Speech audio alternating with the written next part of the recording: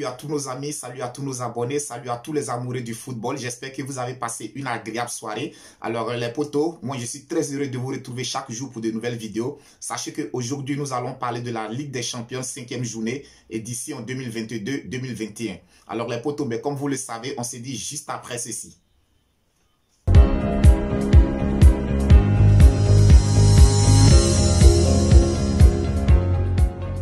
Les potos, comme annoncé, aujourd'hui nous allons juste parler de la 5e journée de la Ligue des Champions européenne saison 2022-2021.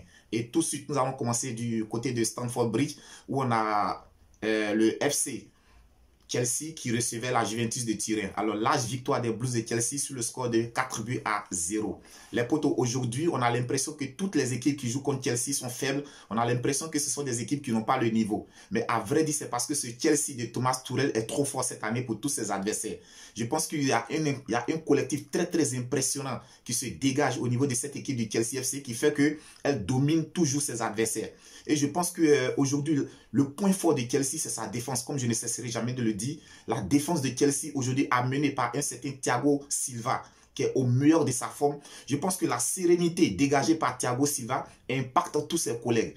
Et au niveau du but, on a vraiment un gardien, un dernier rempart très excellent. Je l'ai dit la dernière fois. Aujourd'hui, Mendy fait partie des 3 meilleurs gardiens du monde entier. C'est vrai que dans chaque rencontre, il n'a pas grand chose à faire. Mais le peu qu'il a fait, il le fait tellement si bien qu'aujourd'hui, je ne pense même pas que sur l'échiquier international, on peut trouver encore un autre gardien de la trempe de Mendy. Et aujourd'hui, comme je le disais, la sérénité de Thiago Silva aujourd'hui amène des joueurs tels que Rudiger à prendre des initiatives dans le jeu. Aujourd'hui, quand tu regardes Rudiger jouer, il n'hésite pas à se projeter vers le milieu de terrain de Chelsea. Et je pense que le fait que Rudiger va dans le milieu de terrain de Chelsea, ça crée toujours une supériorité numérique au niveau de l'adversaire. Donc, quand Rudiger se projette dans le milieu des terrains, tout de suite, tu as un joueur comme N'Golo Kanté ou Jorginho qui eux aussi avancent vers l'avant pour essayer de soutenir l'attaque. Donc, ça fait que dans tous les compartiments de jeu, lorsque Chelsea a le ballon, ils sont toujours en supériorité numérique. Et à la perte de balle, dès qu'ils n'ont pas le ballon, tu sens tout de suite que le collectif se met en place. Il y a une certaine discipline tactique qui empêche l'adversaire de pouvoir développer son jeu. Donc vraiment, ce Chelsea de Thomas Tuchel, il est si fort cette année que les potos, je pense que c'est un prétendant sérieux pour pouvoir conserver son titre au niveau de l'Europe, au niveau de la Champions League. Donc, large victoire de Chelsea au dépens de la Juventus de Turin sur le score de 4-0. Ensuite, on a Barcelone qui recevait Benfica.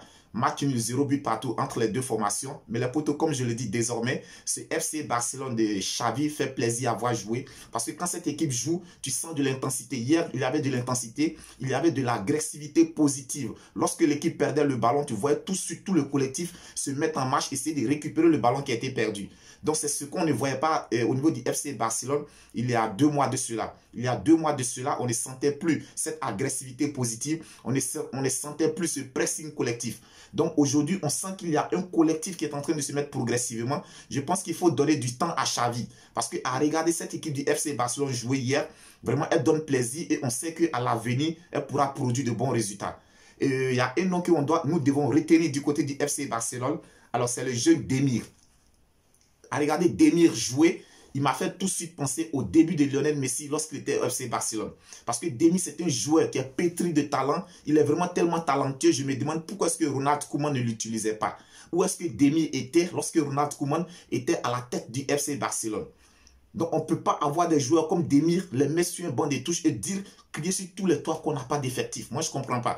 Donc, je dis bravo, je tire mon chapeau à Xavi qui a fait sortir ce joueur de nulle part et aujourd'hui qui est en train vraiment de montrer à tout le monde entier qu'il a sa place au FC Barcelone. Alors, concernant Memphis Depay, au tout début de saison, je pense que Memphis Depay était celui-là même qui sortait toujours le FC Barcelone des difficultés. Alors, ça fait maintenant 2-3 matchs. Je pense que Memphis Depay n'est plus à son meilleur niveau. Hier, il a été vraiment dans tous les mauvais coups. Il a raté des occasions pas possibles. Il a raté des passes pas possibles. Je pense que Memphis Depay gagnerait à être plus concentré parce que là, il a pris en confiance, il a gagné trop de confiance, ce qui fait qu'il n'est plus trop impliqué dans le jeu du FC Barcelone. Et aussi, je tire mon chapeau à Ousmane Dembélé qui a fait un retour. Alors, son entrée a été vraiment salutaire. Il a apporté de la percussion sur le côté. Ousmane Dembélé a essayé d'apporter du danger. Je pense que c'est un retour qui sera vraiment favorable parce qu'aujourd'hui, il a la confiance de l'entraîneur. Xavi compte aujourd'hui sur Ousmane Dembélé et il a même signifié au président du FC Barcelone qu'il souhaitait que Ousmane Dembélé puisse prolonger son contrat. Donc je pense que hier, quand il est entré, en tout cas, il a apporté beaucoup de bonnes choses. Il a fait beaucoup de bonnes choses. On espère que cette fois-ci, tout son élan ne sera pas entravé par une autre blessure. Donc les poteaux, match nul entre le FC Barcelone et Benfica sur le score de 0 but partout. Ensuite, les poteaux, du côté de l'Espagne, on a Villarreal qui recevait Manchester United et belle victoire des Mancuniens sur le score de 2 buts à 0. Et les poteaux, sachez que hier, c'était le premier match de Michael Carrick à la tête du club mancunien. Et là, comme je l'ai dit, il a tout de suite fait des changements qui m'ont fait plaisir. Le fait d'avoir fait débuter Van der Beek, je pense que c'était vraiment un bon choix de la part de Michael Carrick. Je pense que Bruno Fernandes avait besoin de se reposer un peu. Comme je l'ai annoncé aussi, ça fait 2-3 matchs de cela. Depuis l'arrivée de Cristiano Ronaldo, Bruno Fernandes n'est plus au meilleur de sa forme. Donc je pense que le fait de l'avoir mis un tout petit peu sur le banc de touche lui a fait du bien. On a tout de suite vu, lorsqu'il est entré, il a tout de suite changé la physionomie du jeu. Il a changé le visage de cette équipe de Manchester United. Donc c'est ce qu'il faut souvent dans des grands clubs. Dans de grands clubs, il faut souvent prendre l'initiative de faire reposer les cadres d'équipe. C'est pour leur bien et pour le bien de l'équipe. Alors je pense que hier, Manchester a souffert. Je tire mon chapeau à leur portier encore, David De Gea, qui était vraiment dans un très bon jour, qui a permis à Manchester United de ne pas encaisser, de terminer la rencontre sans avoir encaissé des buts. Donc belle victoire des Mancuniens sur le score de 2 buts à 0 aux dépens de Villarreal. Ensuite, on a le Dynamo de Kiev qui recevait le Bayern de Munich. Bayern de Munich est allé s'imposer du côté du Dynamo de Kiev sur le score de 2 buts à 1. A noter que Lewandowski a été buteur. On a aussi le Séville FC qui recevait Wolfsburg. Victoire des Sévillans sur le score de 2 buts à 0. Ensuite, on a Malmo qui recevait le Zenit FC. Match nul entre les deux formations sur le score de 1 but partout. On a Lille, le représentant français qui recevait Strasbourg. Victoire des Lillois sur le score de 1 but à 0. Ensuite, on a Young Boys qui recevait Atalanta. Match nul entre les deux formations sur le score de 3 buts partout. Alors les potos, ça c'était les rencontres qui se sont disputées le mardi. Le mercredi, il y a eu la suite et fin de cette 5e journée de la Ligue des Champions. Et tout de suite, on a le Beşiktaş qui recevait l'Ajax d'Amsterdam. Victoire de l'Ajax sur le score de 2 buts à 1. À noter le doublé de l'international ivoirien Sébastien Haller. Et on a l'Inter de Milan qui s'est imposé face au Shakhtar sur le score de 2 buts à 0. Ensuite, on a Manchester City qui recevait le Paris Saint-Germain. Je pense que c'était le choc de cette 5e journée. Alors les potos, tout de suite, les deux équipes, les deux entraîneurs ont commencé dans un système 4-3-3. Alors moi, ce qui m'a plu tout à l'heure, ce qui m'a plu chez Pochettino, on a tout de suite senti au travers de son système, il n'est pas parti du côté de Manchester City pour défendre. Il est allé pour chercher la victoire. Il est allé jouer crânement ses chances. Et je pense que c'est ce à quoi nous avons assisté.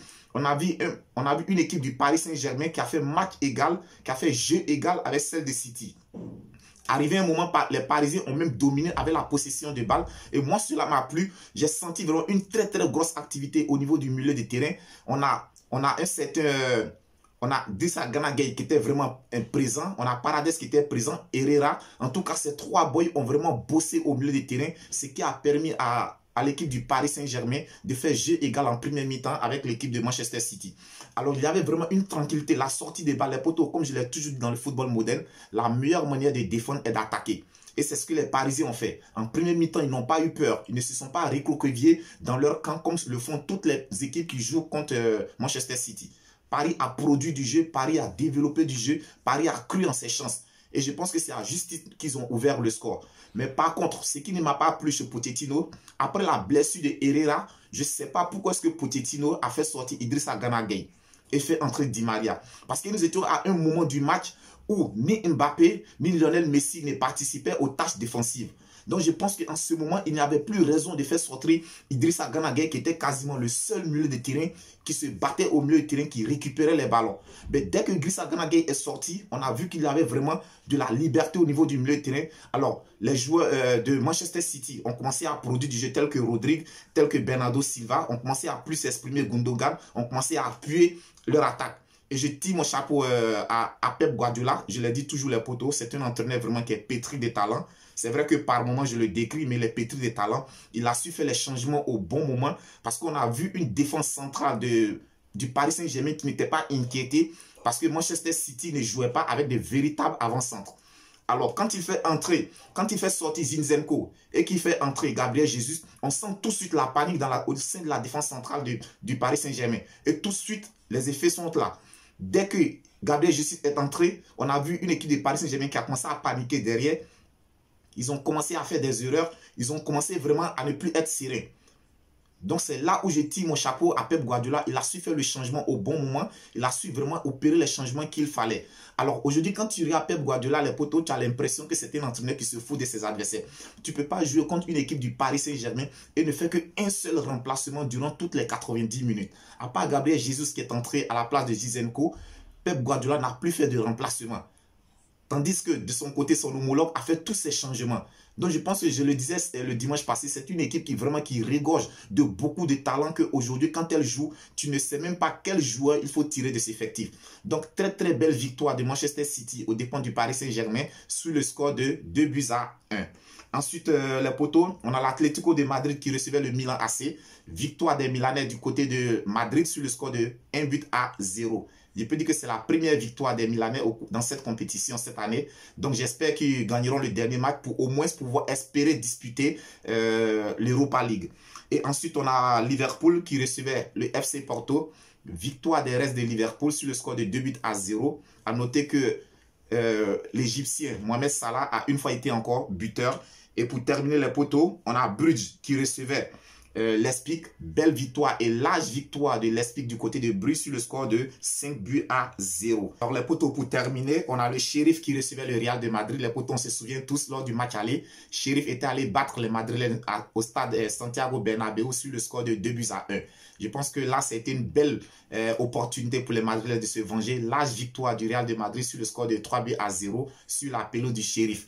Alors les potos, c'était tout pour aujourd'hui. On espère vraiment qu'on a été à la hauteur. Si tu n'es pas encore abonné à notre chaîne, n'hésitez pas à vous abonner, partager, liker. Le King Débrief Connaisseur connaît. C'est la chaîne des amoureux du football, c'est la chaîne des connaisseurs. On se dit à très très bientôt pour d'autres vidéos. D'ici là, que Dieu vous protège.